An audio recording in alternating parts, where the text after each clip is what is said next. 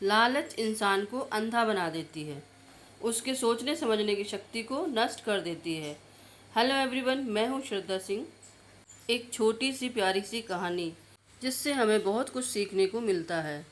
तो चलिए जल्दी से शुरू करते हैं एक छोटी सी कहानी। एक बार एक गांव में एक पकोड़े वाला रहता था। उसका नाम राजू था। उसकी मशहूर पकोड़े की दुकान थी। गांव के लोग उसके पकोड़े की बहुत तारीफ करते थे। दूर दूर तक उस पकोड़े वाले का नाम था।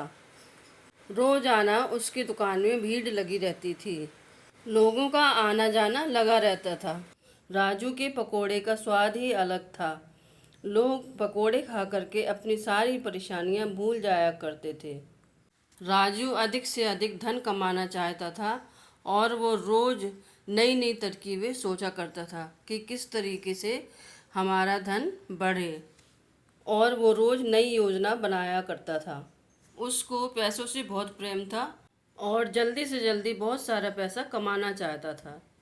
एक दिन राजू अपने पुराने मित्र से मिलने गया। वो मित्र की सलाह लेने गया, जिससे कि वो पकोड़े के दाम बढ़ाने की सलाह लेने गया।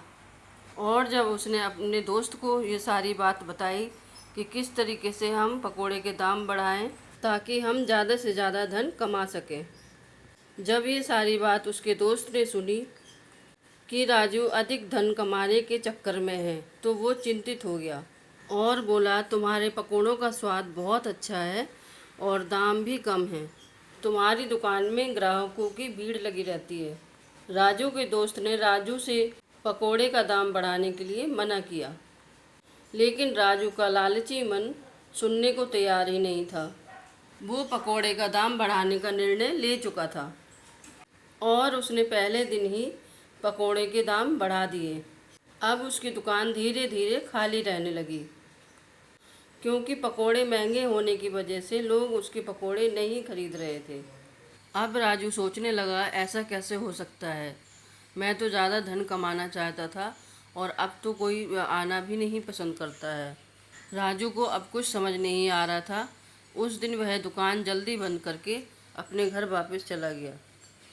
घर पहुंच करके उसके माता पिता ने पूछा, राजू बेटा, आज तुम इतने उदास क्यों हो? दुकान भी इतनी जल्दी बंद करके वापस क्यों आ गए हो? क्या आज तुम्हारी दुकान नहीं चली क्या? तब राजू ने अपने माता पिता को सारी बात बताई। तब राजू के पिताजी बोले, राजू बेटा, तुम्हें पकोड़े के दाम नहीं बढ़ाने चाहिए थे और लालच कभी भी नहीं करनी चाहिए। इसके बारे में भी राजू को समझाया। लालच करने से सब नष्ट हो जाता है। राजू को अपने पिता की बात समझ में आ गई और उसको अपने किए पर बहुत पछतावा हुआ। राजू ने अपने लालची आदत की वजह से अपने ग्राहकों को खो दिया था। अब उसने लालच न करने का निर्णय ले लिया और फिर से पकोड़े के दाम कम कर दिए। उसको अब समझ में आ गया था कि लालच कभी नहीं करनी चाहिए, और अब धीरे धीरे उसकी दुकान में फिर से भीड़ लगने लगी। फिर से दुकान उसकी पहले जैसे चलने लगी और पहले से भी ज़्यादा लोग आने लगे। इस कहानी से हमें ये शिक्षा मिलती है कि हमें कभी भी लालच नहीं करनी चाहिए, क्योंकि लालच एक दिन सब कुछ ख़त्म कर देती है। ज़्यादा धन कमाने की आदत इंसान की बुद्धि और विवेक को नष्ट कर देती है। लालच इंसान को गलत निर्णय लेने की दिशा में ले जाती है। हमें हमेशा ईमानदारी से और समझदारी से काम लेना चाहिए। आपको ये छोटी सी कहानी कैसी लगी, कमेंट करके ज़रूर बताइएगा। अगर कहानी अच्छी लगी है तो वीडियो को ज़्यादा से ज़्यादा शेयर कीजिए और वीडियो को लाइक कीजिए, सब्सक्राइब ज़रूर कीजिए।